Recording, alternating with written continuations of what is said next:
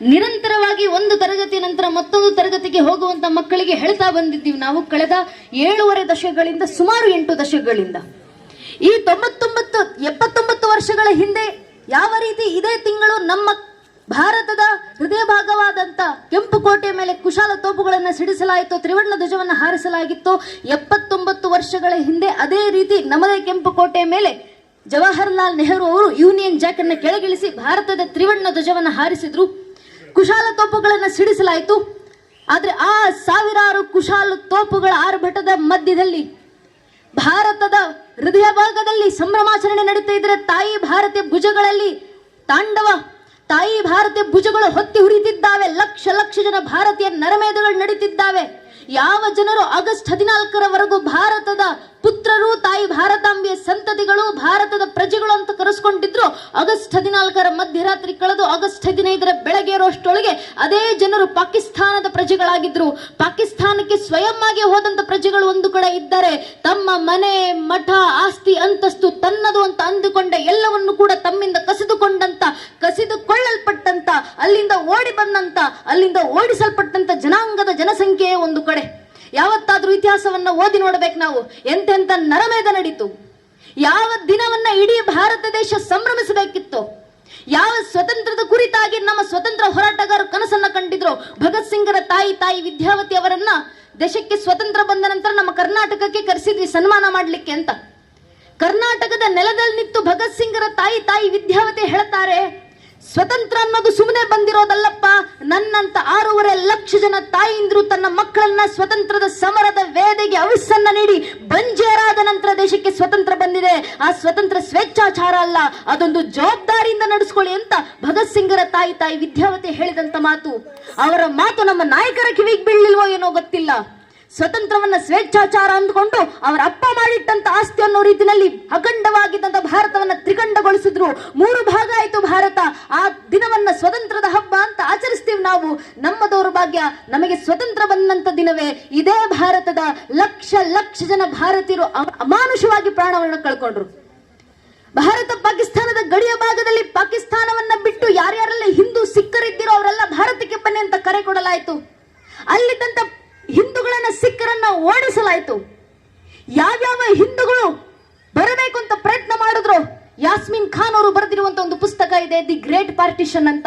ಗರಹರ್ಪಾಲ್ ಸಿಂಗ್ ಅವರು ಬರೆದಿರುವಂತ ಪುಸ್ತಕ ಇದೆ, ಓದ್ ನೋಡಬೇಕು. ಊರ್ವಶಿ ಅವರು ಬರೆದಿರುವಂತ ಪುಸ್ತಕ ಇದೆ, the other side of silence ಅಂತ.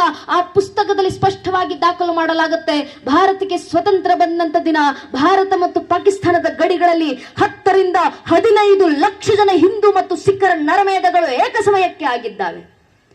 ನಮ್ಮ ಭಾರತಕ್ಕೆ ಸ್ವತಂತ್ರ ಬರಬೇಕಂದ್ರೆ ಹುತಾತ್ಮರಾದವರು 6.5 ಲಕ್ಷ ಜನ ಸ್ವತಂತ್ರ ಹೋರಾಟಗಾರರು. 200 ವರ್ಷದ ಅವಧಿನಲ್ಲಿ ಭಾರತಕ್ಕೆ ಸ್ವತಂತ್ರ ಬಂದಂತ ಕೆಲವು ದಿನಗಳಲ್ಲಿ ಭಾರತದ್ದೇ 10-15 ಲಕ್ಷ ಜನ ಹಿಂದೂ ಸಿಖ್ಖರನ್ನ ಕಳ್ಕೊಳ್ಬೇಕಾಗಿತ್ತಲ್ಲ. ಯಾರಿಂದ? ಯಾವುದೋ ಪರಕೀಯ ದೇಶದಿಂದ ಬಂದವರು ದಾಳಿ ಮಾಡಿದ್ದಾರೆ ಅನ್ನೋ ಕಾರಣಕ್ಕಲ್ಲ, ನಮ್ಮದೇ ದೇಶದಲ್ಲಿ ನಮ್ಮ ಜೊತೆ ಒಡನಾಡಿಕೊಂಡು ಭಾಯಿ ಅಂತ ಹೇಳ್ಕೊಂಡು ತಿರುಗಾಡ್ತಿದ್ದಂತವರೇ ನಮ್ಮ ಹಿಂದೂ ಮತ್ತು ಸಿಖ್ಖರ ನರಮೇಧಗಳನ್ನ ಗೈದ್ರು ಒಂದು ಮತದ ಆಧಾರದ ಮೇಲೆ. ಈ ಪರಿಸ್ಥಿತಿ ಭಾರತಕ್ಕೆ ಬಂತು. ಆ ಸಮಯದಲ್ಲಿ ಯಾರಿಂದ ತಪ್ಪಿಸ್ಕೊಂಡು ಬರ್ಲಿಕ್ಕಾಗುತ್ತೋ ಅವ್ರು ತಪ್ಪಿಸ್ಕೊಂಡು ಪರಂಪರೆಯವರು ಒಂದು ಕಾಲದಲ್ಲಿ ಸಾರಾಗರಿ ಯುದ್ಧದ ಸಂದರ್ಭದಲ್ಲಿ 21 ಜನ ಕೋಟೆಯೊಳಗೆ ನಿಂತಿದ್ದಾರೆ. ಎದುರುಗಡೆಯಿಂದ 11,000 ಜನ ಶತ್ರುಗಳ ಸೇನೆಗಳು ಬರ್ತಿರಬೇಕಾದ್ರೆ ಕುಡಿದು ಕುಪ್ಪಳಿಸಿ ಸಂಭ್ರಮಿಸ್ತಾರೆ. ಯಾಕೆ ಗೊತ್ತೇ? ನಮ್ಮ ಸಿಖ್ ಪರಂಪರೆಯಲ್ಲಿ ಒಬ್ಬ ಸಿಕ್ಕಿಗೆ ಒಬ್ಬ ರಾಷ್ಟ್ರದ್ರೋಹಿಯನ್ನ ಸಂಹಾರ ಮಾಡಿದ್ರೆ ಜೀವನ ಸಾರ್ಥಕ ಅಂತ ಹೇಳ್ತಾರೆ.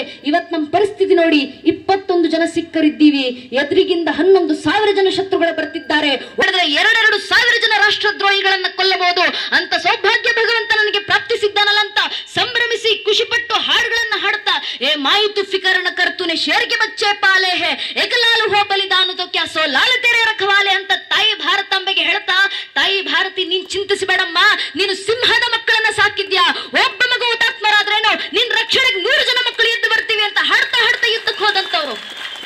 ಅಂತ ಸಿಖ್ ಪರಂಪರೆಯವರು ಆ ಯುದ್ಧಗಳ ನೆನಪಿಗೆ ಕೈಲಿಕ್ಕಿಕೊಂಡು ಓಡಾಡ್ತಿದ್ದಂತ ಸಿಖ್ಖರು ಭಾರತ ವಿಭಜನೆ ಆದಂತ ದಿನ ನಾವಾದ್ರೂ ತಪ್ಪಿಸ್ಕೊಂಡು ಭಾರತದ ಗಡಿ ತಲುಪ್ತೀವಿ. ನಮ್ಮ ಹೆಣ್ಣು ಮಕ್ಕಳು ತಪ್ಪಿಸ್ಕೊಳ್ಳಿಕ್ಕೆ ಹೋದ್ರೆ ಅಕಸ್ಮಾತ್ ಈ ಮತಾಂತರ ಕೈಗೆ ಸಿಕ್ಕಿದ್ರೆ, ಪಾಕಿಸ್ತಾನದ ಮತಾಂತರ ಕೈಗೆ ನಮ್ಮನ್ನು ಸಾಯಿಸ್ತಾರೆ, ನಮ್ಮ ಹೆಣ್ಣು ಮಕ್ಕಳನ್ನ ಜೀವಂತವಾಗಿ ಉಳಿಸ್ಕೊಳ್ತಾರೆ.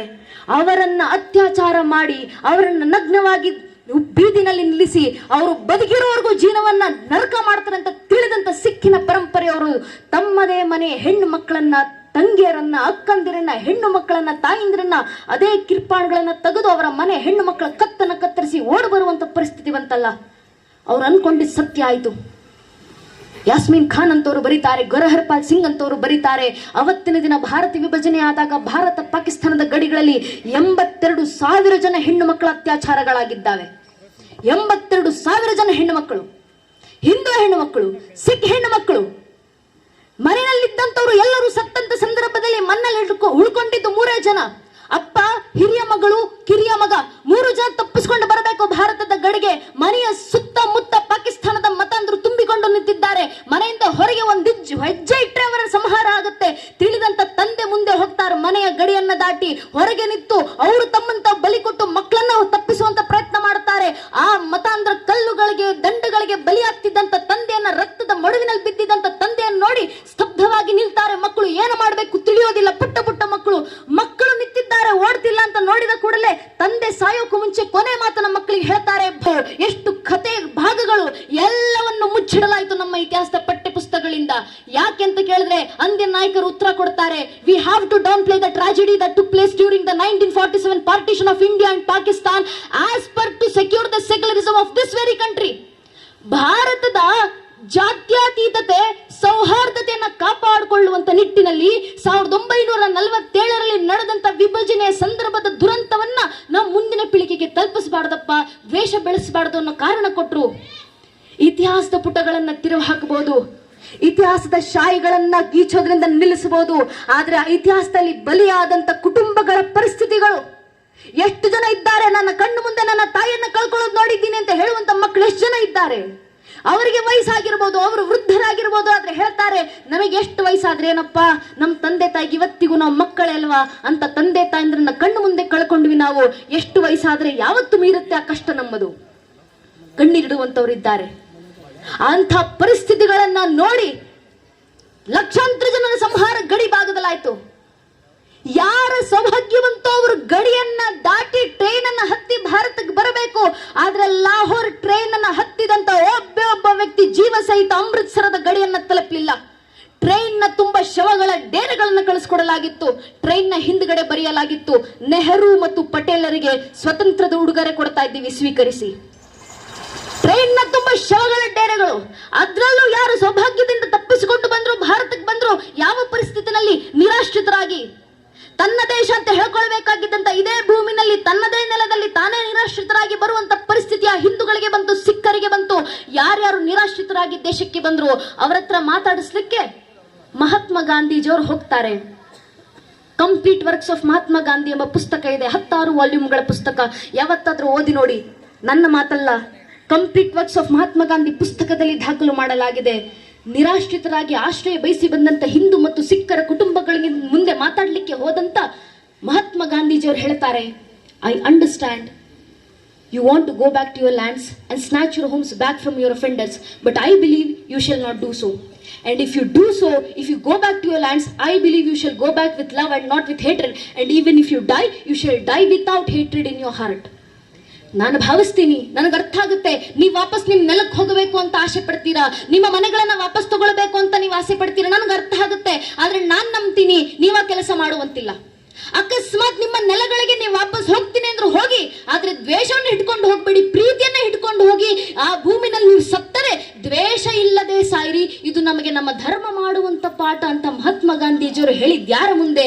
ಯಾರು ದ್ವೇಷದ ಕಾರಣದಿಂದ ಮನೆ, ಮಠ, ಕುಟುಂಬ ಎಲ್ಲವನ್ನ ಕಳೆದುಕೊಂಡ್ರು, ತಂದೆ ತಾಯಿಯನ್ನ ಕಳೆದುಕೊಂಡು ಅನಾಥರಾಗಿ ಬಂದಂತ ಮಕ್ಕಳು, ಮಕ್ಕಳನ್ನ ಕಳೆದುಕೊಂಡು ಬಂಜೆಯರಾಗಿ ಬಂದಂತ ತಾಯಿಂದ್ರು, ಗಂಡನನ್ನ ಕಳೆದುಕೊಂಡು ವಿಧವೆಯರಾದಂತ ತಾಯಿಂದಿರು, ತಮ್ಮ ಕುಟುಂಬವನ್ನ ತಮ್ಮಂದ ಕಸಿರಲ್ಪಟ್ಟಾಗ, ತಮ್ಮ ಹೆಣ್ಣು ಮಕ್ಕಳು, ಮನೆಯ ತಾಯಿಂದಿರು, ಅಕ್ಕ ತಂಗಿಯರನ್ನ ಕಳ್ಕೊಂಡಾಗ, ಅರೆ ನಾನು ಬದುಕಿದ್ದಾಗಲೇ ನನ್ನ ಜೀವನವನ್ನ, ಕುಟುಂಬವನ್ನ ಕಳ್ಕೊಂಡಲ್ಲಪ್ಪ, ನಾನೊಬ್ಬ ಜೀವ ಸಹಿತ ಬಂದುಬಿಟ್ನಲ್ಲ, ನಾನೆಂತ ಸ್ವಾರ್ಥಿ ಅಂತ ಯೋಚನೆ ಮಾಡ್ತಾ ಜೀವನ ಪೂರ್ತಿ ನರಳಾಡಬೇಕಾದಂತ ವ್ಯಕ್ತಿಗಳ ಮುಂದೆ ನಿಂತು ಮಹಾತ್ಮ ಗಾಂಧೀಜಿಯವರು ಹೇಳ್ತಾರೆ, ಅವರು ಮಾಡಿದ್ದು ಏನು ಬೇಕಾದ್ರೂ ಮಾಡ್ಬೋದು, ಆದ್ರೆ ಅವ್ರ ವಿರುದ್ಧ ದೇಶ ಇಟ್ಕೊಳ್ಬೇಡಿ ಅಂತ.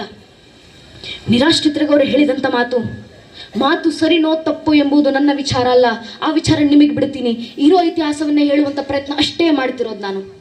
ಏನಕ್ಕೆ ಪ್ರಯತ್ನಗಳು ಮಾಡಿದ್ರು ನಮ್ಮ ನಾಯಕರು? ಕಾರಣ ಇಷ್ಟೇ, ದೇಶದಲ್ಲಿ ಸೌಹಾರ್ದತೆ ಕಾಪಾಡಬೇಕು, ಭ್ರಾತೃತ್ವವನ್ನ ಕಾಪಾಡಬೇಕು. ದೇಶವೇ ತುಂಡಾಯ್ತು. ಆ ಸಂದರ್ಭದಲ್ಲೂ ಸೌಹಾರ್ದತೆ ಕಾಪಾಡುವಂತ ಪ್ರಯತ್ನವನ್ನ ನಮ್ಮ ಅಂದಿನ ನಾಯಕರು ಮಾಡಿದ್ರು. ಸರಿ, ಯಾವ ಮಟ್ಟಕ್ಕೆ ಇತಿಹಾಸದ ಪುಟಗಳನ್ನ ತಿರುವು ಹಾಕಿ ನೋಡಿದಾಗ ನಮಗೆ ಅರ್ಥ ಆಗುತ್ತೆ, ದೇಶ ವಿಭಜನೆ ಆಗುವ ಕಾರಣವೇ ಈ ಸೌಹಾರ್ದತೆ, ಈ ಸೌ ಕಾಲ್ಡ್ ಭ್ರಾತೃತ್ವ. ನಮ್ಮ ನಾಯಕರಿಗೆ ಅರ್ಥವೇ ಆಗ್ಲಿಲ್ಲ. ಸೌಹಾರ್ದತೆ ಅಂದ್ರೆ ಕಣ್ಣು ಮುಂದೆ ಆಗ್ತಿರುವಂತ ಅಪರಾಧಗಳ ಜೊತೆ ರಾಜಿ ಅಲ್ಲ ಅನ್ನೋದು ನಮ್ಮ ನಾಯಕರಿಗೆ ಅರ್ಥ ಆಗ್ಲಿಲ್ಲ. ನಿರಂತರ ರಾಜಿ ಮಾಡ್ಕೊಂಡು ಬಂದ್ರು, ಒಂದಾದ ನಂತರ ಒಂದು.